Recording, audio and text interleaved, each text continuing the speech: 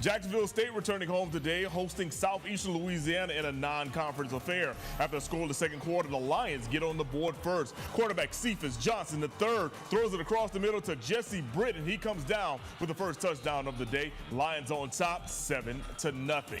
Ensuing drive for Jacksonville State as they roll with the ground attack. Anwar Lewis getting the handoff, and watch him just go the distance. 53 yards on this touchdown. The extra point was successful, so we're all tied up at 7 apiece. Let's fast forward a little bit now in the second quarter. Southeastern up 10-7 after a field goal. They line up for a punt, but guess what? It's a fake. The tight end, Bauer Sharp, takes the snap up the middle, 55 yards all the way down to the 18-yard line. Jacksonville State's defense would hold them to just a field goal.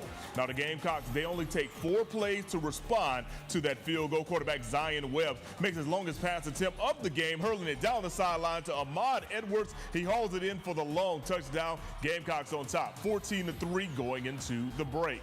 But in the second half, Southeastern Louisiana just took control of this contest. Watch the nice little pitch and catch that'll be coming up between Johnson and his tight end, Evan Drobaki, in the corner of the end zone. They would score the touchdown right here. Then they'll get the 2-point conversion. All of a sudden, the Lions on top, 21-14. Then the Lions put the exclamation point on this one. Another after unsuccessful drive by JSU. Carlos Washington takes the direct snap. He scored from 2 yards out. Southeast Louisiana and Jacksonville State, their first home loss of the season, tonight by a final of 31-14. Simon Williams travels to Burgess Snow Stadium. He's got more in this contest.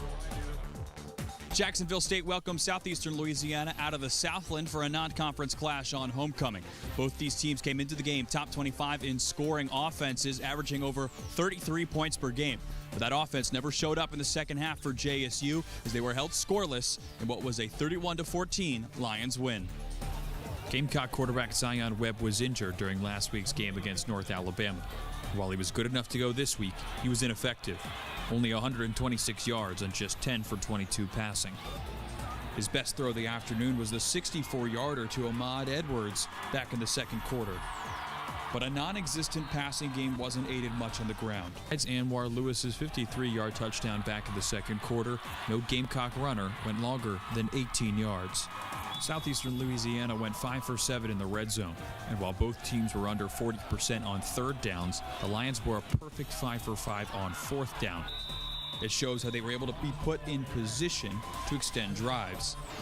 The most telling stat was JSU's 0 for 0 mark in red zone scores and chances.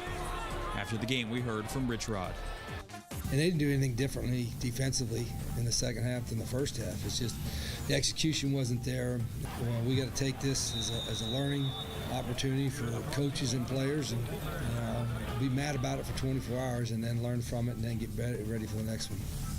JSU will be on the road next week at Top 25 Austin Peay, who will have had a whole week to prep for the game as they're currently on a bye. In Jacksonville, Simon Williams, Fox 54 Sports.